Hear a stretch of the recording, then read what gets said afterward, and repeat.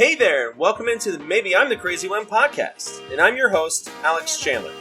Never being one to share a take with anyone that I know, I figure I'd start taking down my ideas and sharing them with you here. Every week, we will explore new parts of the sports world, and I'll give you my viewpoints. Maybe I'm a genius, or maybe I'm just crazy. Tune in with me and find out for yourself.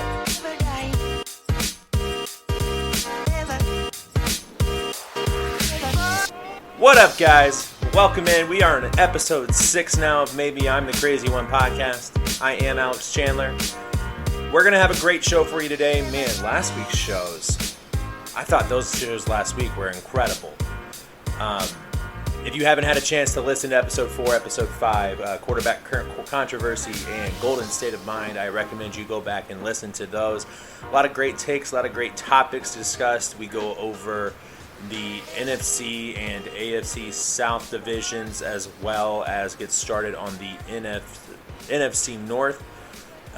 Today we will go over the AFC North at the end of our show. I'm going to be honest with you, since our last show, there hasn't been a whole lot that has happened in the sports world. So I'm going to give you a bunch of random takes today. I hope the show turns out all right. It's a lot of my more crazy, he just said what takes. So bear with me as we go through these takes today. I do plan to have some really awesome content coming up in the next couple of weeks. First and foremost, I am going to be doing a joint collaboration with the gamer KC Mito, and that's M-I-T-O. He and I are going to discuss some sports while we play some games in a few weeks. I will have an exact date for you guys there, but you should go follow him on all of your socials, the same way that you follow us here, KC M-I-T-O. He does a lot of gaming. He says in his tagline that he's, everybody else shows you how to win. He shows you everything else. And I kind of love that. It's kind of what we do here as well. We don't give you, necessarily the meat and potatoes that everybody else gives you, but we serve you a pretty damn good meal here. And so with that being said, the meal that we're going to be serving today, it's going to be about some NFL stuff, very little NBA stuff. A couple things came out yesterday that I want to talk about briefly. And then we'll hit on some stuff in the MLS and then cover the AFC North and what I think that they will do there. And then as a quick little teaser just for everybody, I am working on a special debate forum. It hopefully will happen next week if my debate partner is available. It's going to be a very intense, heated debate going over the greatest players of all time. Who's number 1, who's number 2. We'll probably focus primarily on basketball there with LeBron and Jordan, which is always a great topic with this guest that we'll end up having, but that will be for a later date. Again, I hope to have it out next week. It may be a couple weeks away. That person said that they had to do their research, quote unquote, to come prepared to face me, as they know that I will do mine. And so with that being said, we'll get into today's show. That is what you call a teaser. Let's get going. All right, so our first topic, we're going to start in the NFL today, and we'll end in the NFL at the end of the show, but we're going to start at the beginning here with the NFL as well. I want to talk about some stuff that happened during the draft that I recently figured out and, recognized, but also kind of noticed then. There were 6 wide receivers taken in the first round this year, and they were taken by the Jets, the Falcons, the Saints, the Lions, the Commanders, and the Titans. Now, I'm not one to say that receivers are not important to the NFL game. I think Davante Adams, Justin Jefferson, like we've talked about it before, Cooper Kupp, those folks, Jamar Chase, Tyreek Hills, those people of the world in the NFL, they're important to the game and to their quarterbacks. But then we also have to turn the aperture back towards the quarterback. And with those quarterbacks for Davante, you had Aaron Rodgers, now you have Derek Carr. For Justin Jefferson, yeah, it's Kirk Cousins, but he's still a serviceable quarterback. Jamar Chase has Joe Burrow. And Tyreek Hill had Patrick Mahomes. Now he has Tua, but still had Patrick when, Tyreek was the Tyreek that we know it today. Cooper Kupp, Matt Stafford, I mean, all of the elite receivers really have an elite quarterback with them as well, or at least elite arm talent. Then you go to these 6 guys, and it's Garrett Wilson, Drake London, Chris Olave, Jamison Williams, Jahan Dotson, and Treylon Burks. For the 6 teams that took them, you have Zach Wilson, Marcus Mariota, Jameis Winston, or Taysom Hill, Jared Goff, Carson Wentz, which is my guy, but everybody else is down on him, and Ryan Tannehill, or my guy Malik Willis. Guys, those are not elite level quarterbacks. Zach Wilson is the best potential to be an elite level quarterback, and I don't think he's going to get there. So, really, why would you take these receivers then with those kinds of quarterbacks? I understand they were the best player available, and this draft wasn't a strong draft anyway, so maybe that's why you take the receivers there. Drake London, I think, is a can't-miss prospect. I like Garrett Wilson. Chris Olave, I liked more last year for some reason than this year, but he's still a fine player. Jamison Williams will be great as long as he can stay healthy and he returns back from his injury. Jahan Dotson is a speed burner, but I have question marks about his hands and his ability to catch in space. Treylon Burks is going to be a lot of what A.J. Brown was, but he's not A.J. Brown. So, what do these add to these teams? I think Drake London is the best pick out of all 6 of them, and it's because of the Falcons, and I trust the Falcons in their makeup. Now, they may not have a great quarterback. I'd still believe in Marcus Mariota being able to be a starter. However, I understand if you were to not believe that. However, even if he's not and they do poorly this year, they have the ability to go and get a quarterback next year. They have draft picks. They have capital. They have decent players that they could provide back in a package if they needed to. So being able to have Drake London and Kyle Pitts together, at least for 1 year, to get that kind of receiving chemistry to where, hey, I know I'm going to get my targets, you're going to get your targets, everything's going to be fine. To help develop that works well. But in perpetuity and team building, it's not really going to do a whole lot outside of having a good receiver and a good tight end. Jamison Williams makes more sense the more that you think about it, especially when they have Amon-Ra St. Brown up in Detroit. And Jamison did have a great season until he got hurt. Now, I think Michi was the better receiver on that team, but that's just my personal feelings.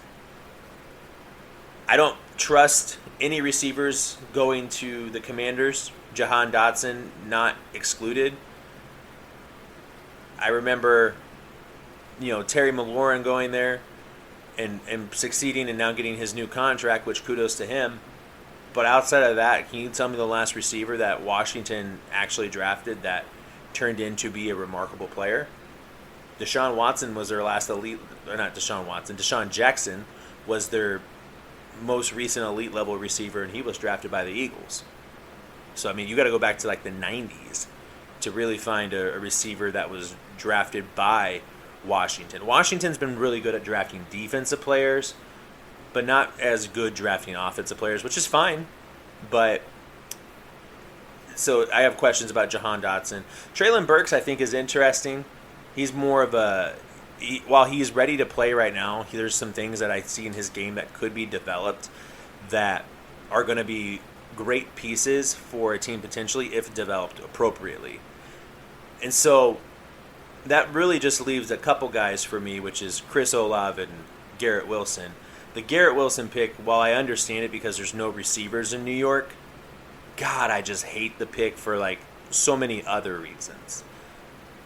Their offense was anemic, but they went and got Breece Hall in the second round, and now they also have Michael Carter or Michael Williams. I can't remember which one he is exactly. But they have 2 good running backs in their backfield. They didn't need to spend a premier pick on a receiver. They could have gotten somebody like a Sky Moore in the second round, like the Chiefs did. And I think our second and third round receivers this year are going to be players that outperform the first round receivers, because basically every team that needed a receiver went and got one in the first round, and then the leftover receivers, the quote-unquote question mark receivers that got drafted in the second and third rounds, went to good teams. Like Sky Moore on the Chiefs is scary. Now, we'll talk more about Sky Moore being added to the Chiefs when we talk the AFC West, but man, that's a scary move. There were a couple other second and third round moves as well that were really interesting. I think the biggest surprise for everybody, though, including myself, was the Nakobe Dean dropping to the third round, even though he had a first round grade, because of questionable medical reports.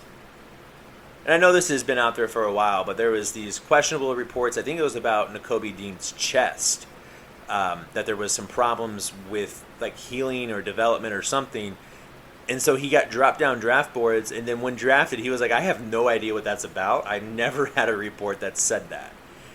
And so that's very interesting, and I think that the Eagles got a steal in the third round because Nakobe Dean with a first-round grade is going to be an excellent player as long as he's able to grade out and develop the way that everybody anticipates him doing that.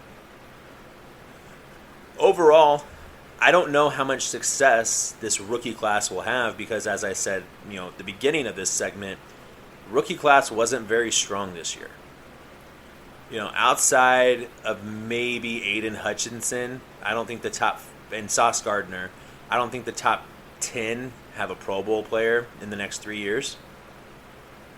And that's not uncommon for the NFL draft. I think we've been really lucky the last few years getting players like Justin Jefferson, Jamar Chase, Joe Burrow, Justin Herbert, these excellent young players early in the draft and, providing a lot of hope and belief to these fan bases and these teams.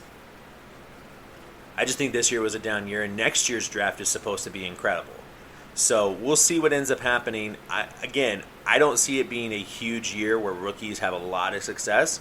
But again, I could be wrong. There's a lot of players in the league year over year that everybody says aren't going to have success and end up doing. And so I'm not going to try to sit here and capitulate with you who is going to have success, who's not going to have success in terms of individual play. We will do it for team play, and then I'll break down some other things for you here in the future as well as in terms of players. But as of right now, like, NFL is such a team sport that I'm not going to try to break down an individual player, especially a rookie who we haven't seen in the system that they're moving into. I think that's unfair to the rookie. I think that's unfair to me being, having take integrity and sticking to those takes. But hey, I did also say Jamar Chase wouldn't be, pan out. I'd said LaMelo Ball wouldn't pan out, and I've been wrong about both of those. So it is what it is. I'm allowed to be wrong. I'm allowed to make mistakes, and I'll admit to it when I am wrong. It just doesn't happen very often. Not saying they can't be top 10 players in the league, but right now, I don't think any of these receivers that we discussed, or really any of the players that are coming into the league this year out of this draft, are any players that we can discuss even at top 10 in their position right now. But what we can discuss in the top 10 of their position, wide receivers and tight ends and their Madden rankings. You see, Madden rankings are starting to come out this week, and we've gotten a couple additions to the Madden list for the rankings. And it's interesting because last week we also talked Jeremy Fowler's list for receivers and tight ends as well. And I said, Devontae number one, yeah, for sure, for individual talent, but I don't know if with his team, so I wouldn't put him one myself. Honestly, Madden kind of got it right. Madden gave Devontae a 99 overall because Devontae should be a 99 overall with his individual talent, his size, his athleticism, all that fun stuff. I just wouldn't put him number one because I personally want to see him be able to do it with Derek Carr in the NFL, but I do understand being able to do that.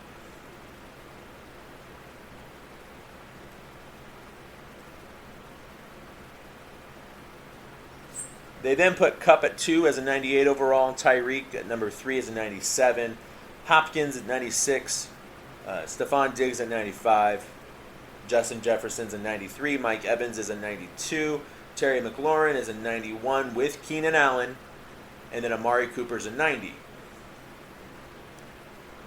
Guys, why do people love Amari Cooper? Like, don't get me wrong.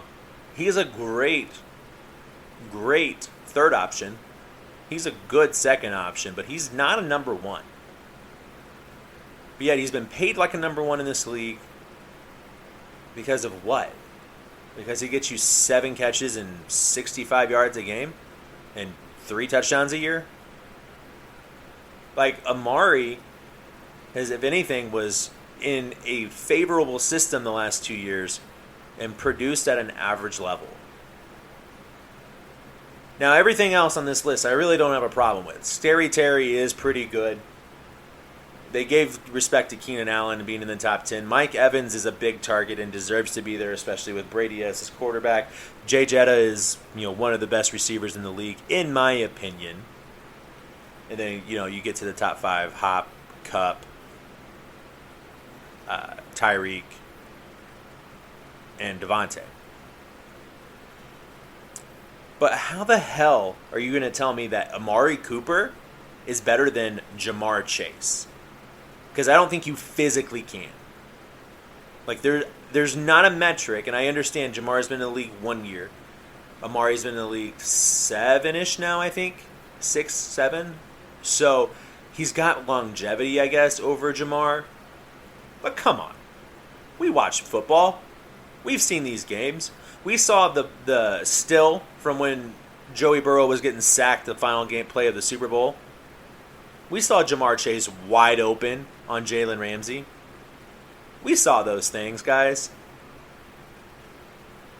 Jamar Chase is not a lesser player than Amari Cooper, and the fact that Amari Cooper is rated higher than Jamar Chase is an absolute travesty.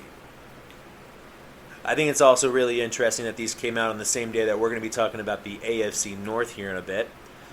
So we'll get to that, in terms of their team play. But I think it'll be sorted out fairly quickly that Jamar Chase will end up with a higher overall rating than Amari Cooper. Tight ends, they did get this one right. Travis Kelce is listed number 1 at their tight end at 98. George Kittle, 97. Mark Andrews, 93. Darren Waller, 91. TJ Hawkinson at an 89. Kyle Pitts at an 87.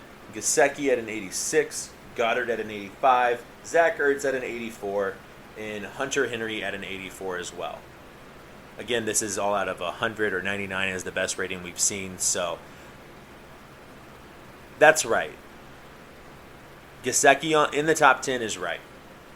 I may quibble at, the actual ratings of some of these guys.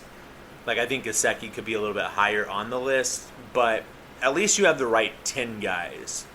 And that's important to me, getting the right 10 guys. The fact that Jeremy Fowler's list didn't even have Mike Gesicki listed in the top 10 and he was an honorable mention is absolutely ludicrous.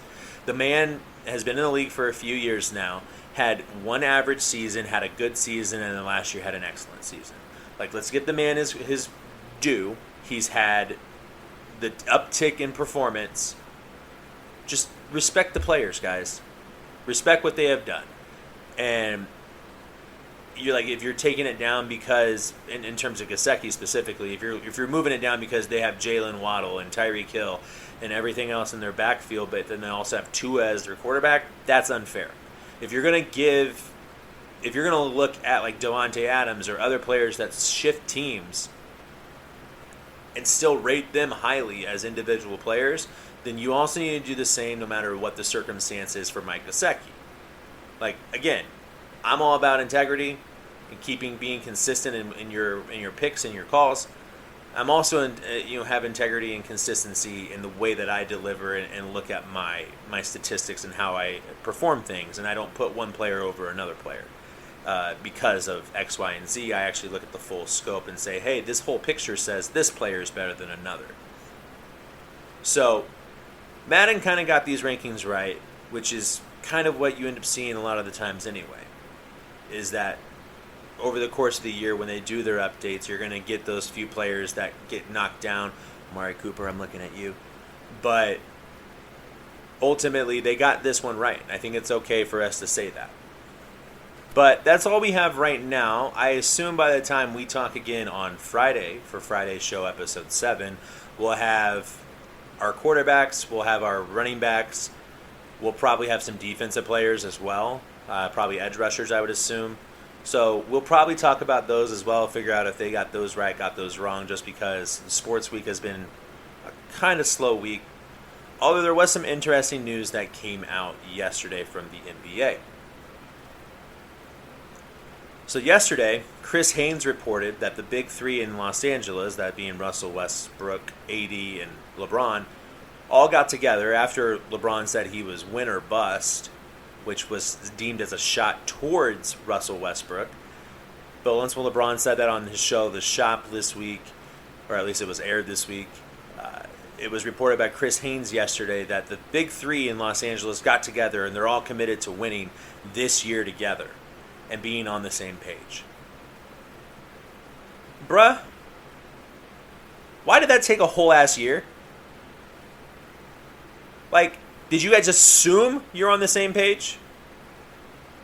And then by game 20, did you just think you were still on the same page?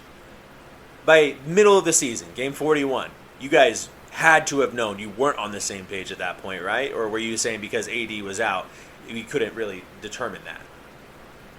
Because if that's the case, that's even worse. But all of this really just shows more of a dysfunction at an organization level that the Lakers have.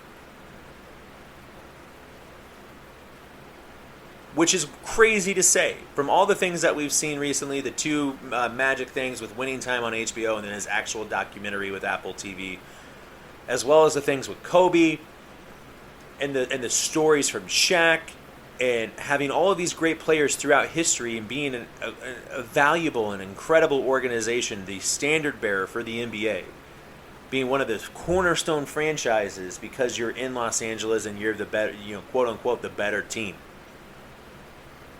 Bruh, the Clippers are out hustling you right now. And they are kicking your ass at player acquisition in a way that you could never see possible.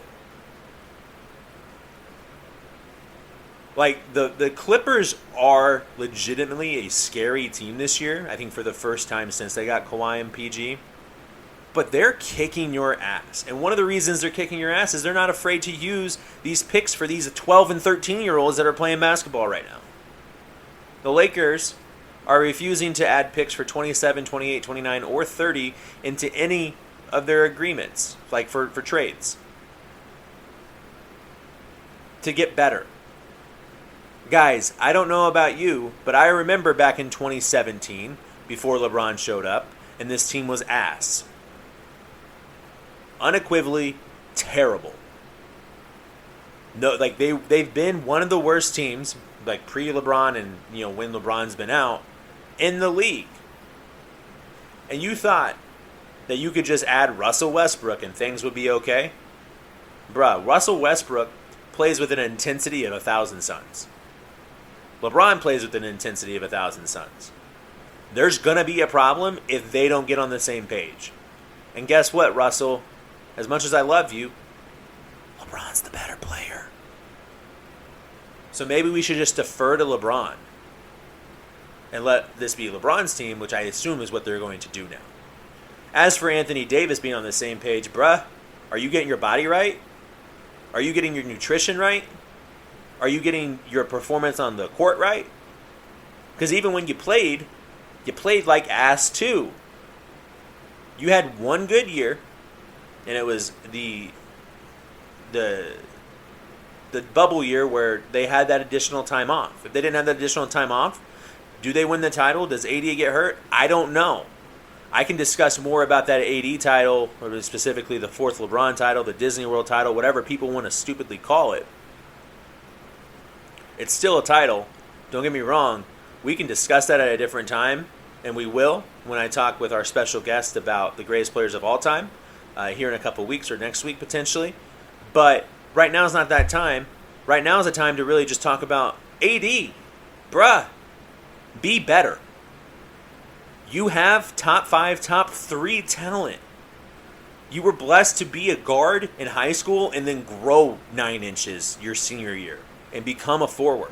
You have a skill set that no other player has. This isn't about getting on the same page with anybody, not with Russell Westbrook, not with THT, not with Kendrick Nunn. LeBron has to get AD on the right page. The Lakers have to get AD on the right page. AD has to want to be on the winning page. And right now, it seems like AD's just on the I'm going to make my money and sit here page. Not everything that touches you, AD, is an injury. And you shouldn't be reacting like, oh my God, my entire world ended because you fell on the ground once. You've been in this league now for 9 years.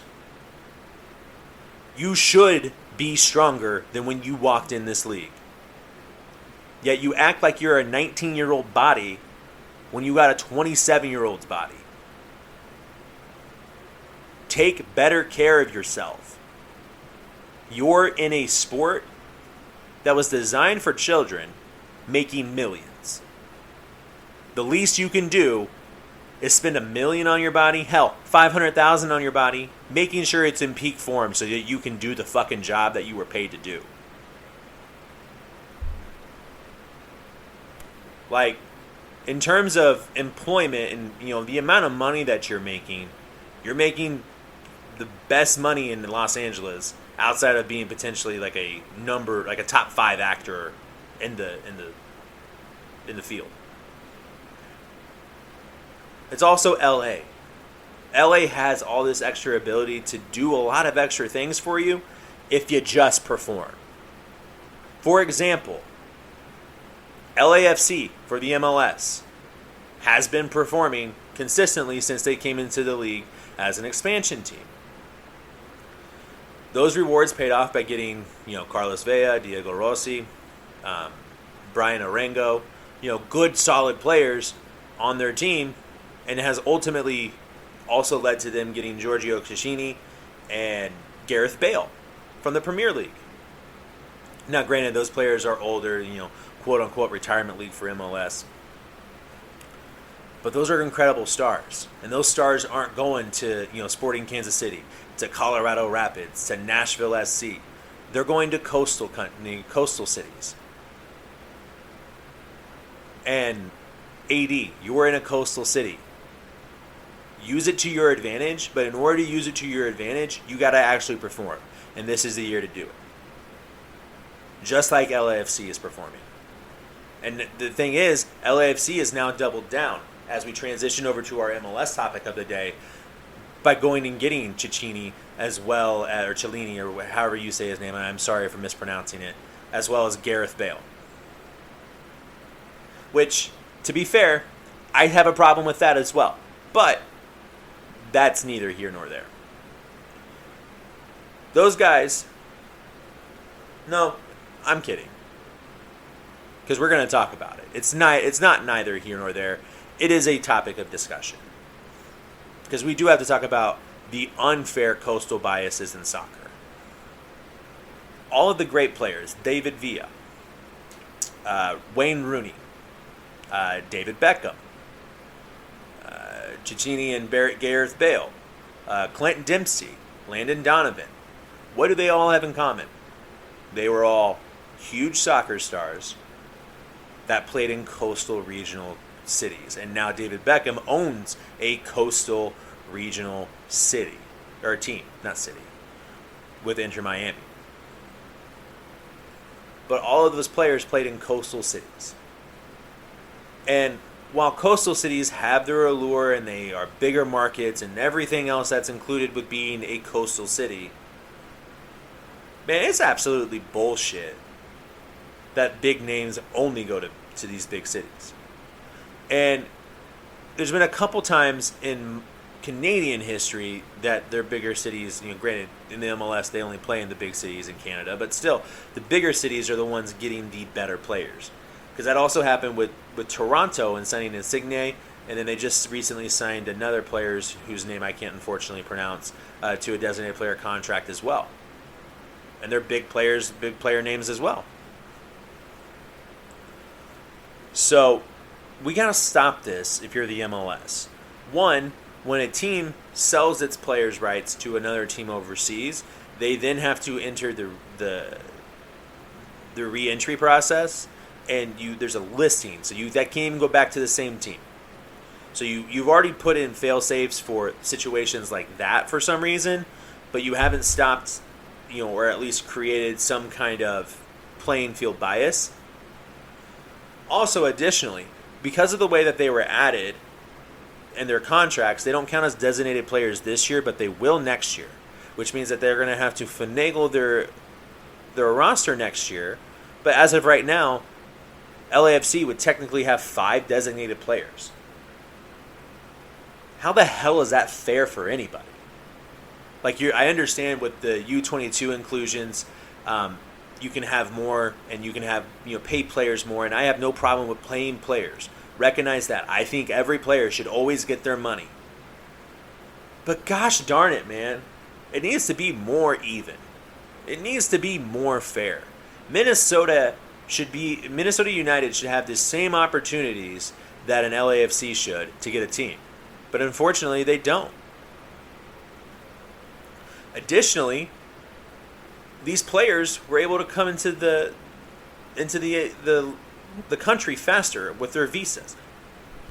Meanwhile, other teams' additions, they had to wait longer to get their players available. Gareth Bale had his visa a week and a half ago.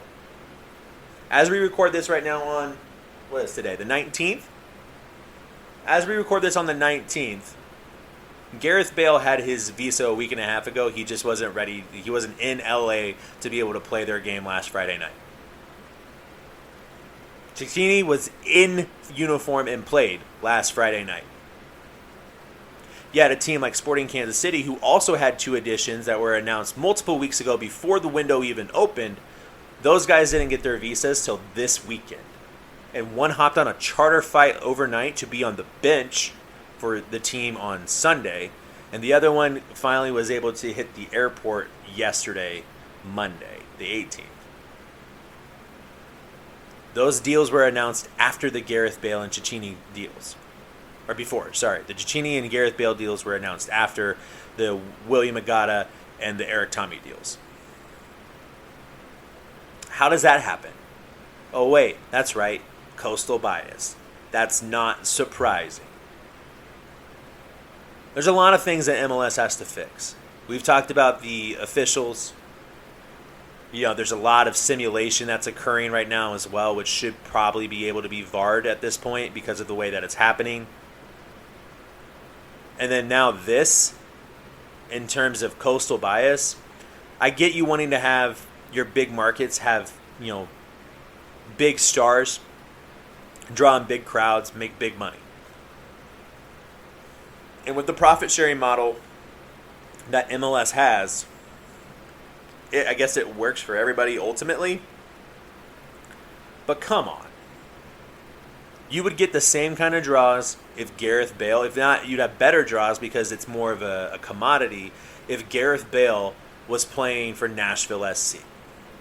You'd have the same kind of draws if Cecchini was playing for FC Cincinnati. Which, to be fair, I think would be better spots for players like that because then you're providing excitement around smaller clubs. LAFC doesn't need any additional excitement for them. They have great players already. They were already high in the West. They're already doing fine.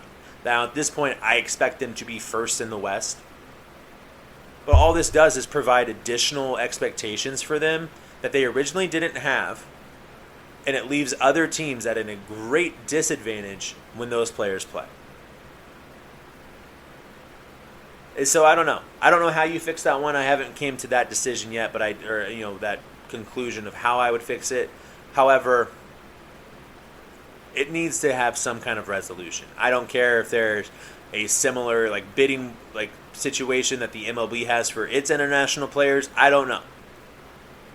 However, I've seen teams trade international allocation spots, to be higher in the list to go and get a player versus being where they are in the list at 18th versus 7th or whatever it may be. I've seen things of that nature occur, but that doesn't occur for free transfer players like this, or non-free transfer players like this. So, I don't know. I don't know how to fix it. but it's just my opinion on coastal bias in MLS soccer. Our last topic today is going to be what we've closed the show with the last few weeks, and that is our breakdown of the NFL by division. We have so far gone over the NFC North as well as the AFC and NFC South. And as I promised you last week, today we will go over the AFC North.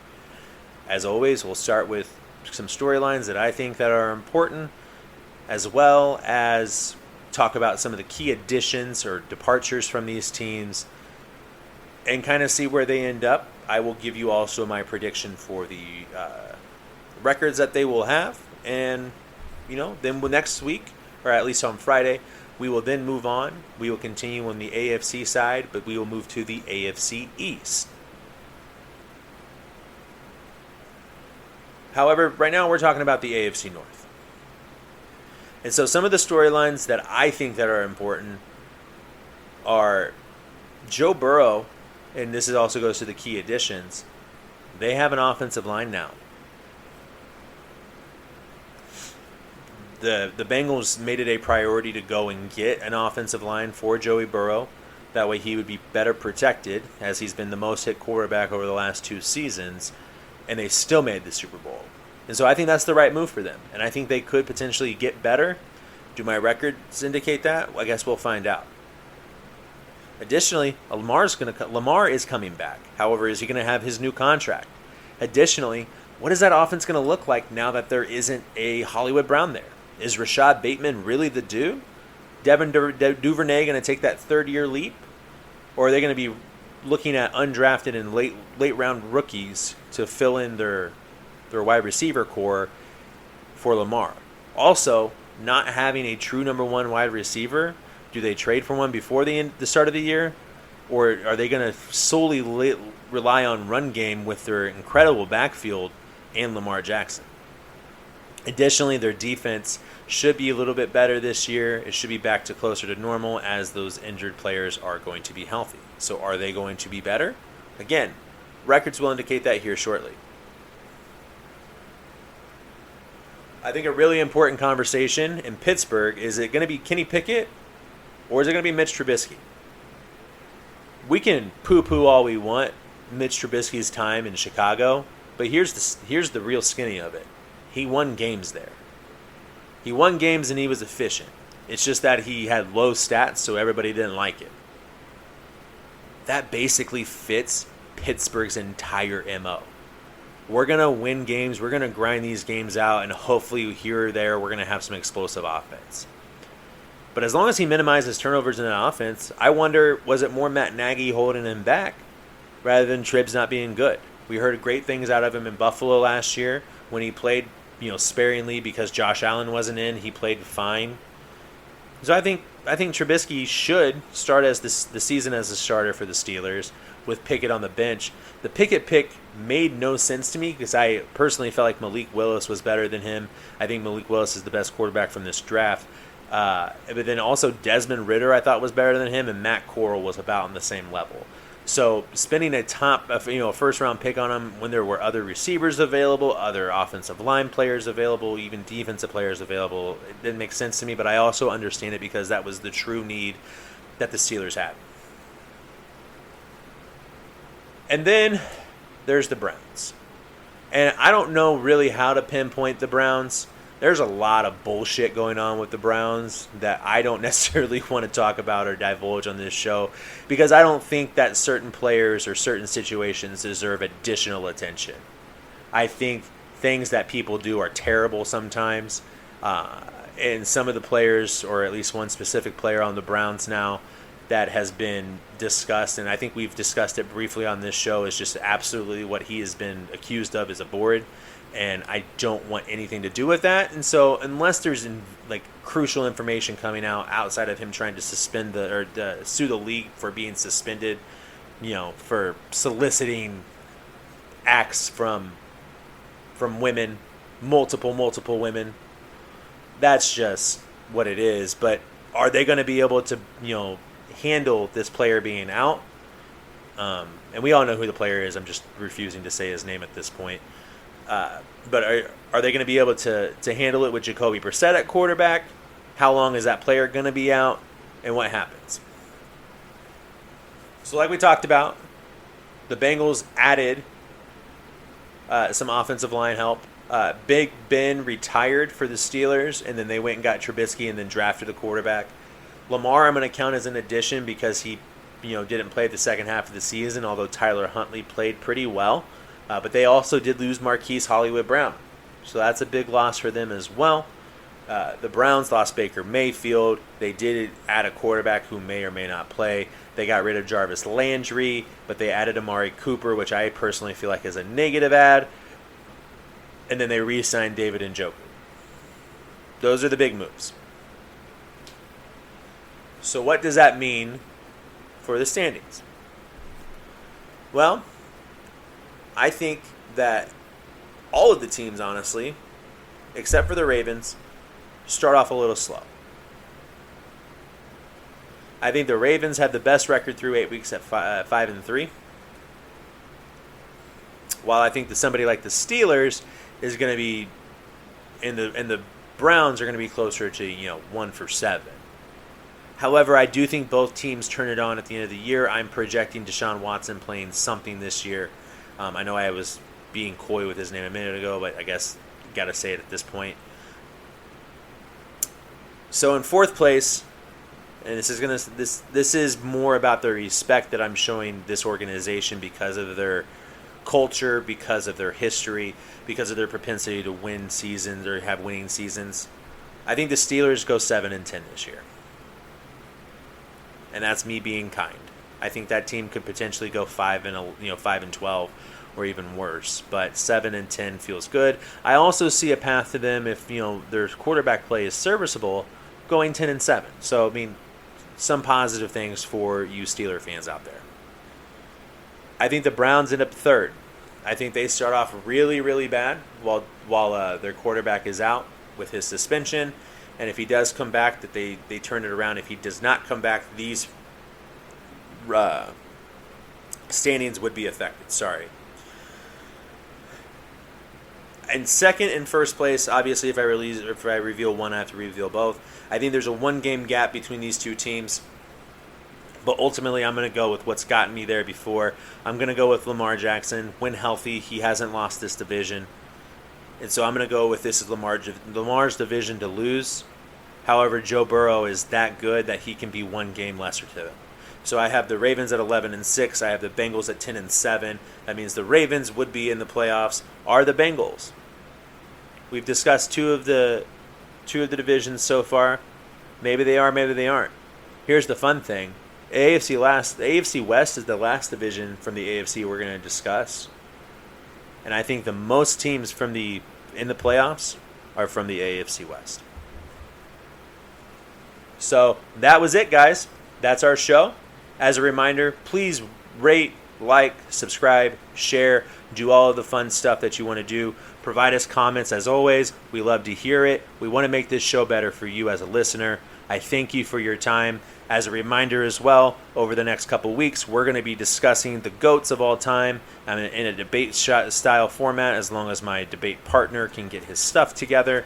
And then we're also going to be showing up on the KC Mito streams in a couple weeks with the streamer KC Mito. Now again, that's KCMITO. I am very excited to bring you all of this content very shortly. However, that is our show today. Thank you for stopping by. Let me know, am I crazy or am I a genius?